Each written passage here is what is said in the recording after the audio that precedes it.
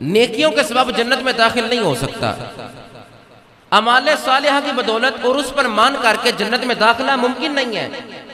تو کون سی ایسی چیز ہے کہ انسان کو جنت میں داخلہ دلوائے، اور کون سی ایسی چیز ہے کہ انسان اعمال صالحہ کے بعد جنت میں داخل ہو رہا ہے؟ اعمال صالحہ کرو اور اس کے بعد اللہ کا فضل تلاش کرو، اللہ کی رحمت تلاش کرو، اس کے کرم کی امید رکھو۔ اعمال صالحہ کے بعد فضل ہی وہ ایسی نعمت ہے کہ جو بندے کو جنت میں داخلہ دلوا دیتی ہے۔ لہذا اعمال صالحہ کرنے چاہیے۔ حقیقت یہ ہے کہ سب سے بڑی نعمت یہ ہے کہ اعمال صالحہ کرو، مگر اس کے بعد میری رحمت اور میرے فضل کی امید رکھو، پھر میں تمہیں جنت میں داخلہ عطا فرماؤں گا۔ یہ اللہ کا فرمان ہے کہ اعمال صالحہ کے بعد بھی سب سے بڑی نعمت تمہارے دامن میں جو آئے گی نا، وہ یہ ہوگی کہ تو اللہ کے فضل کو تلاش کرتا رہے، اور متلاشی اس بات کا رہے کہ رب ہم پر کرم فرمائے گا، تب تمہیں جنت میں داخلہ ملے گا۔ دوسری چیز، بغیر فضل و کرم کے اپنے عمل سے کوئی بھی بندہ جنت میں نہیں جا سکتا۔ اگر اللہ کا فضل ہی نہ ہو، اللہ کا کرم ہی نہ ہو، تو اپنے اعمال سے کس طرح بندہ جنت میں جائے گا؟ نہیں جا سکتا۔ پتہ یہ چلا وَاسْأَلُوا اللَّهَ مِنْ فَضْلِهِ ہی نے بتایا مصلی پر کھڑے ہو کر اشک باری کرنا تیرا کام ہے، جو اللہ نے کسی دوسرے مسلمان کو نعمت عطا فرمائی ہے، نماز کے بعد دعا تو کرنا، اللہ تیرے دامن میں وہ نعمت بھی عطا فرما دے گا، تمہیں جنت کا حقدار بھی بنا دے گا۔ اگر ہم نے حسد کیا تو یہ بات یاد رکھیے کہ حسد سے نیکیاں ختم ہو جاتی ہیں۔ حدیث پاک عرض کروں گا ابن ماجہ شریف کی، مگر سب سے پہلے سنیں، حقیقت یہ ہے ہمارے معاشرے کی کہ اپنے اعمال سے کوئی بھی بندہ جنت میں نہیں جائے گا۔ حسد نہ کرنا، رشک کرنا، کسی کی عیب جوئی نہ کرنا، کیونکہ نبی پاک صلی اللہ علیہ وسلم نے اس عمل سے انسان کو منع فرمایا ہے۔ اب جس چیز سے نبی علیہ السلام منع کر رہے ہیں اور رب بندوں کو حکم دے رہا ہے کہ وَاسْأَلُوا اللَّهَ مِنْ فَضْلِهِ، مجھ سے فضل تلاش کرو، حسد نہ کرو، فضل تلاش کرو، کرم تلاش کرو۔ جب فضل اور کرم تمہارے دامن میں آئے گا پھر حسد دور ہو جائے گا، اللہ مضبوط پہاڑ جتنا تمہارے نیکیوں میں اضافہ بھی فرمائے گا اور دنیا جہان کی نعمتوں کو تمہارے دامن میں بھی ڈال دے گا۔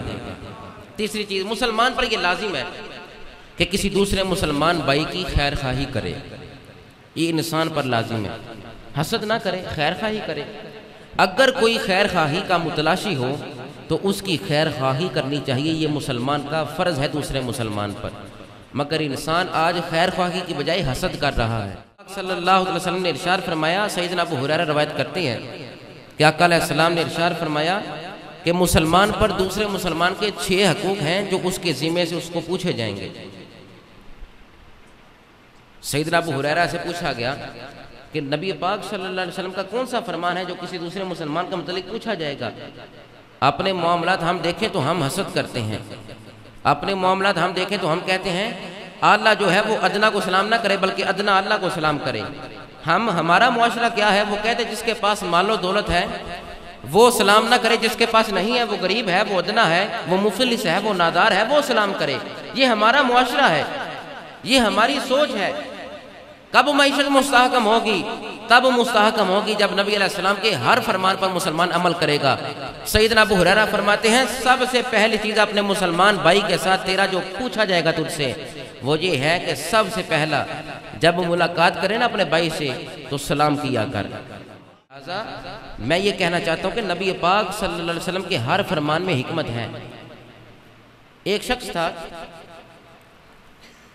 اپنی عبادت سے مشہور تھا، وہ مسجد میں جاتا، پچھلی قوموں کے اندر ایک نوجوان تھا، مسجد میں جاتا، جا کر عبادت کرتا، مگر سب سے پہلے ایک مسجد میں بزرگ تشریف فرما ہوتے تھے، وہ جا کر انہیں ہر روز سلام بھی کرتا، ان کا حال بھی پوچھتا تھا، ہر روز سلام کرتا۔ نماز پڑھنے سے پہلے وہ بزرگ فرمانے لگے کہ میرے دل میں اس کی محبت پیدا ہو گئی، جو روزانہ مجھے سلام کرتا ہے مجھے جانتا بھی نہیں ہے، نماز بعد میں پڑھتا ہے، پہلے مجھے سلام کرتا ہے، نماز رب کی بعد میں ادا کرتا ہے، پہلے مجھ سے خیر خواہی کرتا ہے، میرا حال چال پوچھتا ہے۔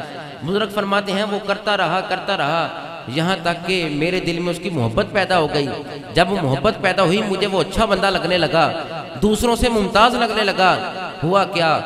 نماز پڑھ کے فارغ ہوا، ہاتف غیبی سے آواز آئی، اے بزرگ، اے نوجوان سن لے، رب نے اس عمل کے سبب تیری بھی بخشش فرما دی ہے، یہ جو بزرگ مسجد میں بیٹھے ہیں رب نے ان کی بھی بخشش فرما دی ہے۔ صرف کیا کیا؟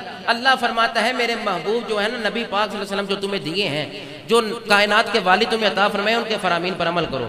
وَاسْأَلُوا اللَّهَ مِن فَضْلِهِ، ایک سلام کرنے سے محبت پیدا ہوتی ہے، اور دو انجان بندوں میں محبت پیدا ہوتی ہے۔ لم تَرَ لِلْمُتَحَابَيْنِ مِثْلَ النِّکَاحِ، نبی پاک صلی اللہ علیہ وسلم کے ہر فرمان میں حکمت، فرمایا جس طرح نکاح دو اجنبیوں میں محبت پیدا کرتا ہے، اسی طرح سلام لینے میں پہل کرنے والا دوسرے بندے کی محبت کا باعث بن جاتا ہے۔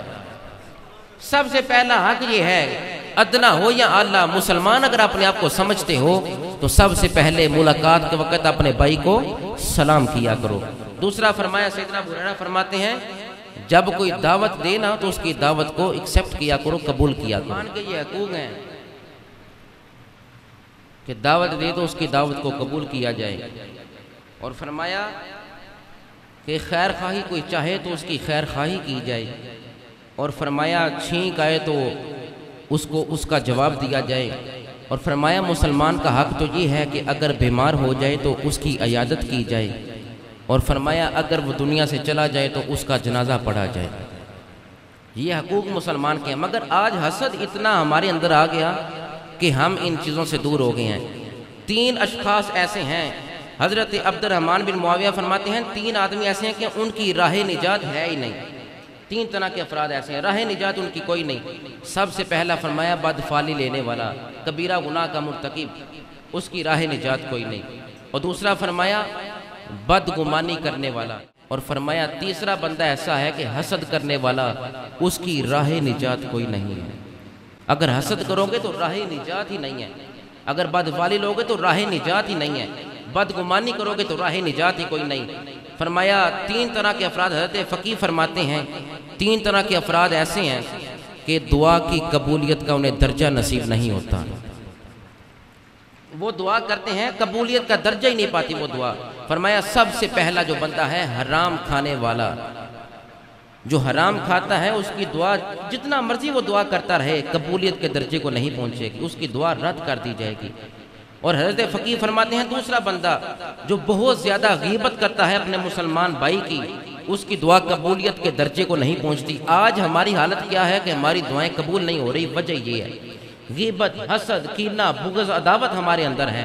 اور تیسری چیز حضرت فقیہ فرماتے ہیں ہمیشہ وہ بندہ غم میں رہے گا اور حسد میں رہے گا، اور اس کی دعا کبھی بھی قبول نہیں ہوگی جو کسی مسلمان کی چیز کو دیکھ کر کہے کہ الہی مجھ سے ختم ہو جائے اور چیز میرے پاس آ جائے۔